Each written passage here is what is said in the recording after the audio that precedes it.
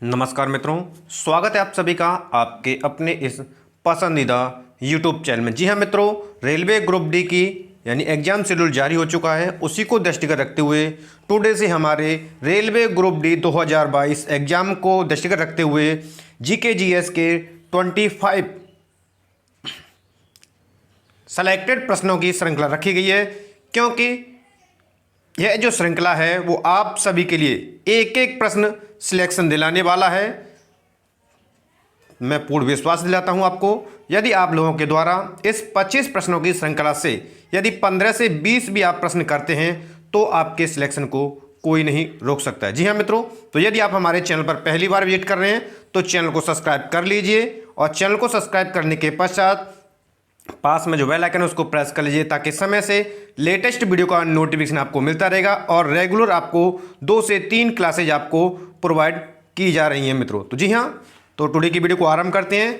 तो टुडे की वीडियो का सबसे अहम और सेलेक्टेड प्रश्नों की श्रृंखला का हमारा प्रथम प्रश्न है कि निम्नलिखित में से किस अधिनियम के द्वारा कलकत्ता में सर्वोच्च न्यायालय की स्थापना की गई थी। सभी ऑप्शन को बेहतर तरीके से आपको रीड करना है, और ऑप्शन को रीड करना है, प्रश्न को रीड करना है, क्योंकि सीबीटी एग्जाम आपका कंप्यूटर बेस्ड है, इसीलिए पूर्ण रूप से ध्यान रखना है कि कोई भी गलती नहीं करनी है। तो यहाँ से आपको सही आंसर लगाना है, ठीक है। तो यहाँ से जो राइट आंसर है वो आपका ऑप्शन ए है, यानी कलकत्ता में जो सर्वोच्च न्यायालय की स्थापना की गई थी वो रेगुलुंग एक्ट 1773 के अधीन की गई थी।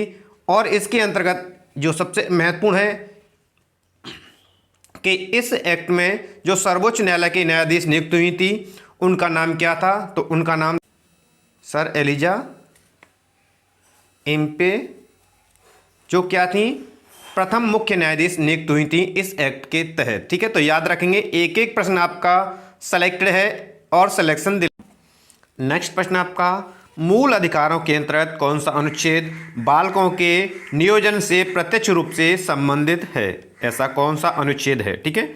ऑप्शन को रीड करना है और बेहतर ढंग से आपको जवाब भी देना है। तो यहाँ से जो राइट आंसर है वो आपका डी है, यानी अनुच्छेद 24 जो है बालकों के जो मूल अधिकार होते हैं उनके नियोजन से प्रत्यक्ष रूप से संबंधित होता है, क्योंकि इस अनुच्छेद में 14 वर्ष से कम आयु वाले बालकों को जोखिम भरे कार्यों में लगाया जाता है। तो इससे आंसर आपका डी करेक्ट हो जाएगा, ठीक है।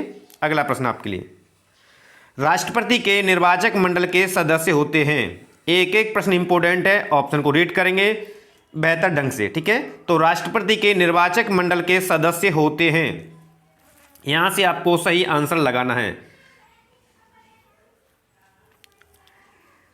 तो राष्ट्रपति के निर्वाचक मंडल के जो सदस्य होते हैं, रीड करेंगे हम, संसद के दोनों सदनों के निर्वाचित सदस्य ये आपका होते हैं, ठीक है। और राज्य विधान मंडल के दोनों सदनों से निर्वाचित सदस्य ये नहीं होते हैं। सभी राज्यों की विधानसभाओं के निर्वाचित सदस्य होते हैं, और दिल्ली और पांडिचेरी के विधानसभाओं के निर्वाचित सदस्य, ठीक है। तो 1, 3, 4 यानी कि आंसर आपका डी यहाँ से करेक्ट हो जाएगा। यहाँ से यानी राष्ट्रपति के निर्वाचक मंडल के सदस्य होते हैं जो दिए हुए हैं 1, 3 और 4 में, वो आपके करेक्ट हैं, ठीक है। और किस अनुच्छेद के तहत सदस्यों की होते हैं, तो यदि अनुच्छेद की बात की जाएगी तो अनुच्छेद 54 के तहत, ठीक है। याद रखेंगे कौन सा अनुच्छेद है, अनुच्छेद 54 के तहत। अगला प्रश्न आपके लिए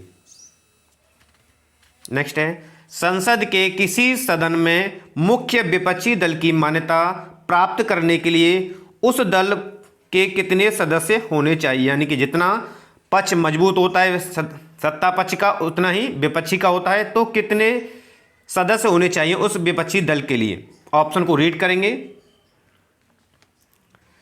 एक एक प्रश्न आप सभी के लिए इंपॉर्टेंट है, तो वीडियो को लाइक शेयर करते चलेंगे। तो विपक्षी दल के लिए सदस्य होने चाहिए, यानी 1/10 सदन के जो कुल सदस्य हैं ना, उसके 1/10वां भाग होना चाहिए विपक्षी दल के सदस्य, ठीक है। जिसमें से याद रखने हैं, लोकसभा में होने चाहिए यानी सदस्यों की संख्या आपकी 55, और राज्यसभा में इनकी जो विपक्षी दल की संख्या होनी चाहिए वो याद रखेंगे, वो होनी चाहिए आपकी 25, ठीक है। इतना याद रखना है, क्योंकि कई बार आपके लिए प्रश्न बना है तो ये होना आवश्यक है। ठीक है, अगला प्रश्न आपके लिए, प्रधानमंत्री की नियुक्ति का प्रावधान संविधान के किस अनुच्छेद के अंतर्गत किया गया? यानी प्रधानमंत्री की जो नियुक्ति होती है वो किस संविधान के अनुच्छेद के तहत होती है? ठीक है, अनुच्छेद दिए हुए हैं आपके सामने, ऑप्शन में बेहतर तरीके से रीड करेंगे। तो यहां से जो राइट आंसर है, यानी कि प्रधानमंत्री की नियुक्ति अनुच्छेद के अंतर्गत की जाती है, अनुच्छेद 75। आंसर आपका बी करेक्ट हो जाएगा। प्रधानमंत्री की नियुक्ति कौन करता है? तो यह प्रश्न बनेगा तो राष्ट्रपति के द्वारा की जाती है। यह भी आपको ध्यान रखना है, क्योंकि छोटे छोटे प्रश्न हैं और छोटे छोटे प्रश्न आपको कई बार घुमा देते हैं। किसके द्वारा की जाती है? राष्ट्रपति के द्वारा। अगला प्रश्न आपके लिए, लोकसभा का पहला आम चुनाव कब हुआ था? यानी लोकसभा का जो प्रथम आम चुनाव हुआ था वो कब हुआ था? तो यहां से आप ऑप्शन को रीड करेंगे। हाँ, तो यहां से जो राइट आंसर है वो आपका ऑप्शन बी में है, 1992 में हुआ था। प्रारंभ कब से हुआ? यदि यह प्रश्न बनेगा कि लोकसभा का पहला चुनाव प्रारंभ हुआ था, तो याद रखना है आपको 25 अक्टूबर 1951 से ये आरंभ हुआ था और 21 फरवरी, याद रखना है 21 फरवरी 1952 तक ये जो चुनाव है चला था। यानी कुल 4 महीने चला था ये चुनाव। चला था, कितने माह चला था? 4 माह चला था। और जिसके प्रथम अध्यक्ष कौन थे? तो जीवी मावलंकर थे। ठीक है, लोकसभा के प्रथम अध्यक्ष चुने गए थे। अगला प्रश्न आपके लिए, जिला न्यायालयों के न्यायाधीशों की नियुक्ति किसके द्वारा की जाती है? जिले में जो न्यायाधीश होते हैं, न्यायालय होते हैं, उनमें न्यायाधीशों की नियुक्ति किसके द्वारा की जाती है? ऑप्शन में दिए हैं आपके सामने। तो यहां से जो राइट आंसर होगा वो ऑप्शन ए हो जाएगा, यानी कि किसके द्वारा की जाती है? राज्यपाल के द्वारा की जाती है। किस अनुच्छेद के तहत की जाती है? यदि ये प्रश्न बनेगा तो आपका जवाब आएगा, ठीक है, अनुच्छेद के तहत की जाती है। तो 233 के सेकंड अनुच्छेद के तहत ये नियुक्ति की जाती है राज्यपाल के द्वारा जिले के न्यायालयों के न्यायाधीशों की। ठीक है, अगला प्रश्न आपका, निम्न में से कौन राज्य सूची में शामिल विषय है? ऐसा कौन सा विषय है जो राज्य सूची में शामिल है? जिसमें ऑप्शन दिए गए हैं, आपको ऑप्शन रीड करेंगे और आंसर आप सही तरीके से लगाएंगे। तो एक एक प्रश्न इंपॉर्टेंट है मित्रों। जी हाँ, प्रश्नों की श्रृंखला पसंद आ रही है, वीडियो पसंद आ रही है तो लाइक और शेयर करते चलें। तो यहां से जो राइट आंसर है, यानी कि ऐसा कौन सा विषय है जो राज्य सूची में शामिल है, वो आपका आंसर ए है, रेलवे पुलिस, जो कि आपकी किस में शामिल है? राज्य की सूची में शामिल है। इतना याद रखेंगे। बाकी जो दिए हुए हैं, निगम कर और जनगणना कर या जनगणना कर जो दिया हुआ है, ठीक है, ये संघ की सूची में शामिल है। किस सूची में शामिल है? ये संघ सूची में, याद रखना है इतना। एवं जो है डी ऑप्शन में है, आर्थिक एवं सामाजिक नियोजन है, यह जो शामिल है वो समवर्ती सूची में। ठीक है, समवर्ती सूची में ये शामिल है, ये भी आपको ध्यान रखना है। एक एक प्रश्न आपके लिए इंपॉर्टेंट है। अगला प्रश्न, निम्नलिखित में से कौन विश्व का नवीनतम राष्ट्र है? कौन सा जो राष्ट्र है विश्व का नवीनतम राष्ट्र है? ऑप्शन को रीड करेंगे और जवाब देंगे आप। तो यहां से जो राइट आंसर है, यानी ऑप्शन में जो दिया हुआ विश्व का नवीनतम जो राष्ट्र है वो आपका दक्षिणी सूडान, यानी कि ऑप्शन डी यहां से करेक्ट हो जाएगा। ठीक है, दक्षिणी सूडान है, जो कि 9 जुलाई, कितने जुलाई को? 9 जुलाई, याद रखेंगे 2011, 9 जुलाई 2011 को सूडान से अलग होकर नवीनतम राष्ट्र बन गया था। ठीक है, यदि इसकी राजधानी की बात करेंगे, दक्षिणी सूडान की जो राजधानी क्या है, यहां से यदि एक प्रश्न बनेगा तो आपका जवाब दो होगा जुबा। दक्षिणी सूडान की राजधानी क्या है? जुबा है। ठीक है, और यह संयुक्त राष्ट्र संघ का क्या है? 193वां देश है। कौन सा देश नंबर का देश है? 193। वाह, ठीक है। अगला प्रश्न आपके लिए, भारत में राष्ट्रीय आय को मापने के लिए प्रयोग किया जाने वाला आधार वर्ष, यानी किस वर्ष को आधार मान करके भारत में जो राष्ट्रीय आय की गणना की जाती है या मापी जाती है? ठीक है, ऑप्शन को रीड करेंगे। एक एक प्रश्न, एक एक ऑप्शन आप सभी के लिए इंपॉर्टेंट है। तो यहां से आपका जो राइट आंसर होगा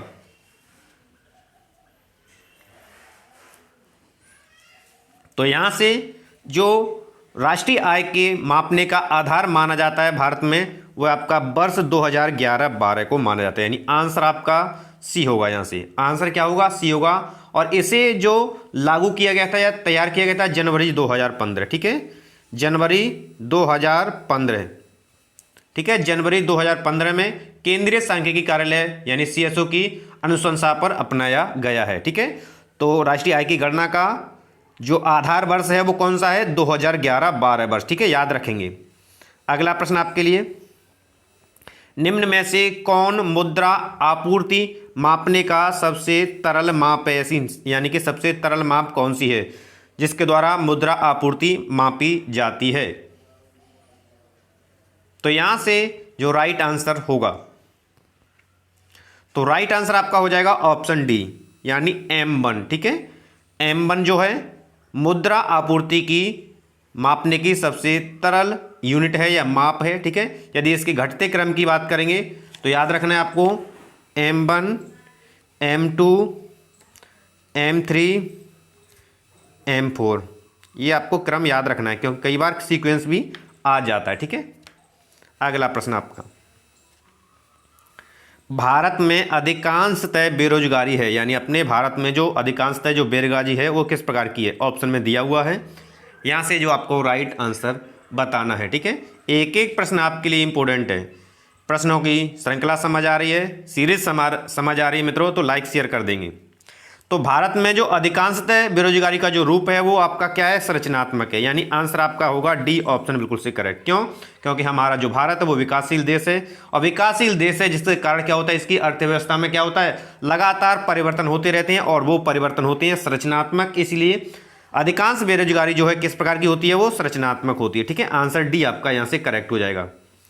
अगला प्रश्न आपके लिए, राष्ट्रीय कृषि और ग्रामीण विकास बैंक यानी कि नाबार्ड की स्थापना किस पंचवर्षीय योजना में की गई थी? नाबार्ड की जो स्थापना की गई थी वो किस पंचवर्षीय योजना के तहत की गई थी या अंतर्गत की गई थी? तो यहां से आपका राइट आंसर, तो यहां से जो राइट आंसर है आपका ऑप्शन सी, छठी पंचवर्षीय योजना के तहत की गई थी। कब की गई थी यदि प्रश्न बनेगा तो 1980 से 85 को राष्ट्रीय कृषि ग्रामीण यानी कि नाबार्ड की स्थापना की गई थी, याद रखेंगे। और किस समिति की अनुशंसा पर की गई थी? तो उस समिति का नाम बताना है तो पूछा जाएगा तो शिव रमन समिति, ठीक है। कौन सी है? शिव रमन समिति की अनुशंसा पर इसकी स्थापना की गई थी नाबार्ड की, ठीक है। और यदि इसके मुख्यालय की बात की जाएगी तो इसका मुख्यालय कहां पर है? मुंबई में, इतना याद रखना है, ठीक है। अगला प्रश्न आपका, निम्नलिखित में से किस प्रदेश में सोयाबीन कृषि के अंतर्गत सर्वाधिक क्षेत्र है? सोयाबीन कृषि के अंतर्गत सर्वाधिक क्षेत्र में पाई जाती है, इस तरह भी प्रश्न बन सकता है, ठीक है। तो यहां से आपका जो राइट आंसर होगा,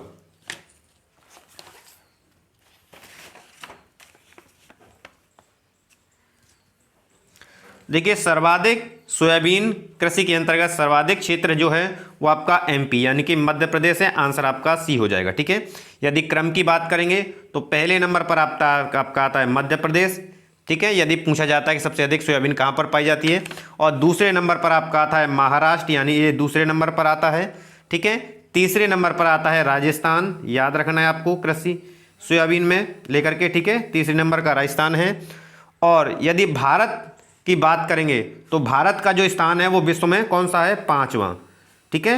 भारत के स्थान की बात करेंगे सोयाबीन को लेकर के तो भारत का जो विश्व में स्थान है वो 5वां स्थान है, ठीक है। चलिए अगला प्रश्न आपके लिए, स्वतंत्र भारत की प्रथम औद्योगिक नीति की घोषणा कब की गई थी? यानी स्वतंत्र भारत की प्रथम औद्योगिक नीति की घोषणा की गई थी। तो यहां से आपका राइट आंसर क्या होगा? एक एक प्रश्न इंपॉर्टेंट है आप सभी के एग्जाम को दृष्टिगत रखते हुए, तो वीडियो को लाइक शेयर तो बिल्कुल से करेंगे ही मित्रों। तो यहाँ से जो राइट आंसर है वो आपका ऑप्शन बी है, यानी स्वतंत्र भारत की प्रथम औद्योगिक नीति की घोषणा जो की गई थी वो 1948। यदि एक्चुअल डेट पूछी जाएगी तो आप जवाब देंगे 6 अप्रैल, ठीक है, 6 अप्रैल 1948 में। याद रखना है 6 अप्रैल 1948 में जो उस समय के तत्कालीन उद्योग मंत्री थे डॉक्टर श्याम प्रसाद मुखर्जी के द्वारा की गई थी। किन के द्वारा की गई थी? डॉक्टर श्याम प्रसाद मुखर्जी के द्वारा। ठीक है, अगला प्रश्न आपका, निम्न में से कौन सा प्रत्यक्ष कर है, यानी कि डायरेक्ट टैक्स कौन सा है इनमें से? ठीक है, तो यहां से जो राइट आंसर है पूछा गया है प्रत्यक्ष कर यानी कि डायरेक्ट टैक्स है इसमें से। अब देखिए, सबसे पहले तो ये जान लीजिए कि डायरेक्ट टैक्स क्या होता है, यानी कि प्रत्यक्ष कर क्या होता है। ठीक है, यानी ऐसा कर होता है या जो सीधे करदाता से संबंध रखता है। ठीक है, सीधे रूप से करदाता से संबंध रखेगा वो आपका प्रत्यक्ष कर होता है। तो यहाँ से जो आंसर है वह सबसे पहले चर्चा करेंगे, तो आंसर आपका हो जाएगा सी, यानी कि संपदा कर। ठीक है, संपदा कर आपका क्या है? प्रत्यक्ष कर है। और प्रत्यक्ष कर की यदि बात करेंगे तो जैसे आयकर है आपका, जो सीधे करदाता से संबंध रखता है।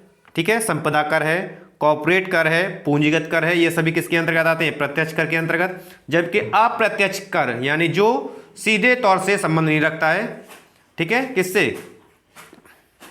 तो इसमें जो आता है वो चुंगी कर है, बिक्री कर है और जीएसटी। ठीक है, याद रखेंगे। अप्रत्यक्ष में कौन कौन से आते हैं? चुंगी, बिक्री कर, जीएसटी आदि। ठीक है, याद रखेंगे ये भी। अगला प्रश्न आपका नेक्स्ट है आपका, निफ्टी से संबंधित है, यानी निफ्टी जो है वो संबंध रखती है। यहां से आपको जवाब देना है। एक एक प्रश्न आप सभी के लिए इंपोर्टेंट है। बिल्कुल से पूर्ण विश्वास है मित्रों कि यदि आप लोगों के द्वारा 15 से 20 यदि प्रश्न किए गए तो ग्रुप डी में आपका सिलेक्शन कोई नहीं रोक सकता। ठीक है, क्योंकि इस तरह के प्रश्न आप सभी के लिए एग्जाम में बनने वाले हैं, उन्हीं को तैयार किया गया है इस सीरीज में। तो यहां से जो राइट आंसर है वो आपका ऑप्शन डी है, यानी नेशनल स्टॉक एक्सचेंज सूचकांक जो है निफ्टी से संबंध रखता है। यदि बात करेंगे कि निफ्टी की स्थापना हुई थी उस किस वर्ष हुई थी, यदि वर्ष की बात की जाएगी तो आपको जवाब देना है 1986 में। 1986 में निफ्टी की स्थापना की गई थी। ठीक है, अगला प्रश्न आपके लिए, राजस्व घाटे की अपेक्षा राजकोषीय घाटा सदैव रहेगा, यानी जो राजस्व घाटा होता है उसकी अपेक्षा राजकोषीय घाटा सदैव ही रहेगा। तो यहां से आंसर होगा, ऑप्शन को रीड करेंगे। सबसे पहले देखिए, यदि आपसे कोई आंसर नहीं बन रहा है तो एक बार नहीं, दो बार नहीं, 3 बार प्रश्न को आपको बेहतर तरीके से समझना है। यदि प्रश्न समझ लिया तो आधा प्रश्न सॉल्व हो जाता है, उसके पश्चात आधा आपके विवेक के अकॉर्डिंग सॉल्व हो जाता है, यानी आंसर आपका करेक्ट जाता है। ठीक है, तो यहां पर जो आंसर होगा वो ऑप्शन ए होगा। क्या रहता है? अधिक ही रहता है। ठीक है, अगला प्रश्न आपके लिए, सुपर 31 यानी कि 301 किससे संबंधित है? सुपर 301 किससे संबंधित है?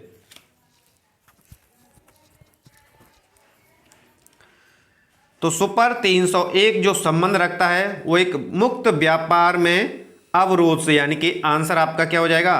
आंसर आपका डी हो जाएगा यहां से करेक्ट। ठीक है, मुक्त व्यापार में अवरोध से रखता है।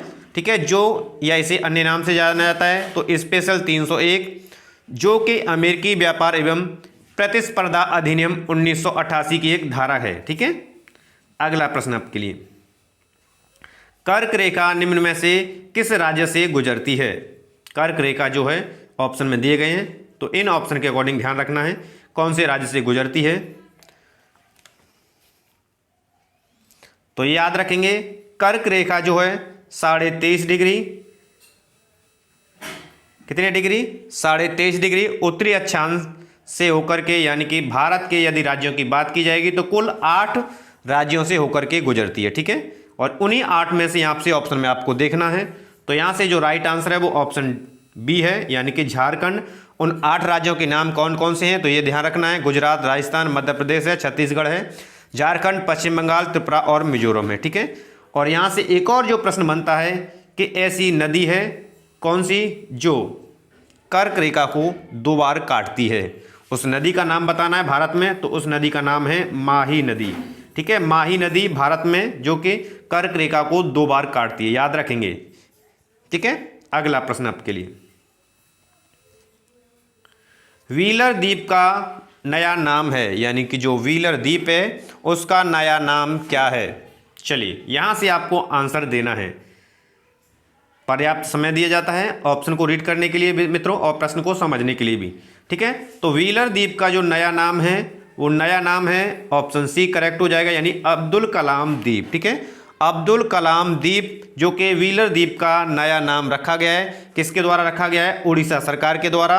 ठीक है, जिसे 2 सितंबर उड़ीसा सरकार के द्वारा 2 सितंबर 2015 को, ठीक है, इन्हें इनके नाम पर डॉक्टर APJ अब्दुल कलाम के द्वीप के नाम पर रखा गया, यानी अब्दुल कलाम द्वीप। ठीक है, चलिए अगला प्रश्न आपके लिए नेक्स्ट है आपका जोजिला दर्रा जोड़ता है, यानी कि जो जोजिला दर्रा है वो जोड़ता है। ठीक है, ऑप्शन को रीड करेंगे तो याद रखना है। सबसे पहले ये मैं आपको बता देता हूँ कि जोजिला दर्रा कहाँ पर है, तो ये हिमालय पर्वत का पश्चिमी भाग है जो पंजाब हिमालय में है। ठीक है, तो यह जो जोड़ता है यानी कि जोजिला दर्रा जोड़ता है, जो जोड़ता है वो श्रीनगर और लेह को, यानी कि आंसर आपका ए बिल्कुल से करेक्ट हो जाएगा। चलिए अगला प्रश्न आपके लिए, निम्नलिखित में से किस राज्य में दम्फा टाइगर रिजर्व स्थित है? दम्फा टाइगर रिजर्व स्थित है ऐसा कौन सा राज्य है? ऑप्शन को रीड करेंगे क्योंकि एक एक प्रश्न आपके लिए इंपोर्टेंट है। ठीक है, तो दम्फा टाइगर रिजर्व किस में स्थित है राज्य में? ठीक है, तो यहां से आपका राइट आंसर क्या हो जाएगा? तो राइट आंसर आपका आ जाएगा ऑप्शन सी की ओर। दम्फा टाइगर रिजर्व जो स्थित है वो कहां पर है? मिजोरम में है। ठीक है, यदि स्थापना की बात करेंगे तो इसकी स्थापना कब हुई थी? किसकी? दम्फा टाइगर रिजर्व की, तो 1985 में। यदि यहाँ से प्रश्न बनेगा तो ठीक है, कितने में हुई थी? 1985 में हुई थी, लेकिन इसे टाइगर रिजर्व घोषित किया गया था। टाइगर रिजर्व घोषित किया गया था 1994 में। ठीक है, ये ध्यान रखना है। 85 में इसकी स्थापना, 94 में इसको क्या किया गया था? टाइगर रिजर्व घोषित किया गया था। और वर्तमान में कहें या अब कहें कि मिजोरम का सबसे बड़ा वन्य जीव अभ्यारण्य है कौन सा? दम्फा टाइगर रिजर्व। ठीक है, अगला प्रश्न आपके लिए, प्रायद्वीप भारत की सबसे लंबी नदी कौन सी है? प्रायद्वीप कहें या दक्षिणी भारत की कहें, ठीक है, याद रखना है आपको। तो प्रायद्वीप भारत की सबसे जो लंबी नदी है वो आपको ऑप्शन में देखनी है और जवाब देना है। तो यहाँ से जो राइट आंसर होगा, यानी प्रायद्वीप कहें या दक्षिणी भारत की सबसे लंबी नदी है वो आपकी गोदावरी। आंसर बी यहाँ से करेक्ट हो जाएगा। आंसर बी आपका यहाँ से करेक्ट हो जाएगा। ठीक है, और इसकी कुल लंबाई की बात करेंगे कि गोदावरी की कुल लंबाई होती है तो 1465 किलोमीटर। ठीक है, इसकी कुल लंबाई है, इतना याद रखना है आपको यदि पूछा जाएगा। और कहाँ से निकलती है? तो महाराष्ट्र में जो नासिक जिला है उसके त्र्यंबकेश्वर पहाड़ी से ये निकलकर पूरब से पश्चिम में बहती है। ठीक है, किस पहाड़ी से निकलती है? त्र्यंबकेश्वर। ठीक है, पूरब से पश्चिम में ये बहती है। याद रखेंगे, पूछा जाता है कि किस ओर प्रवाहित होती है, तो पूरब से लेकर के पश्चिम की ओर इसे प्रवाहित होती है। ठीक है, और इसे अन्य नाम से भी जाना जाता है, जैसे दक्षिणी भारत की गंगा है, दक्षिणी गंगा है, या फिर वृद्ध गंगा भी इसी को कहा जाता है। ठीक है, क्या कहा जाता है? वृद्ध गंगा। याद रखेंगे। तो उम्मीद करते हैं मित्रों टुडे की श्रृंखला के टॉप मोस्ट सेलेक्टेड 25 प्रश्नों की श्रृंखला आपको पसंद आई होगी। तो वीडियो पसंद आए तो मोर देन लाइक और शेयर करेंगे। मिलते हैं हम नेक्स्ट वीडियो के साथ नेक्स्ट वीडियो में, तब तक आप सभी को नमस्कार है।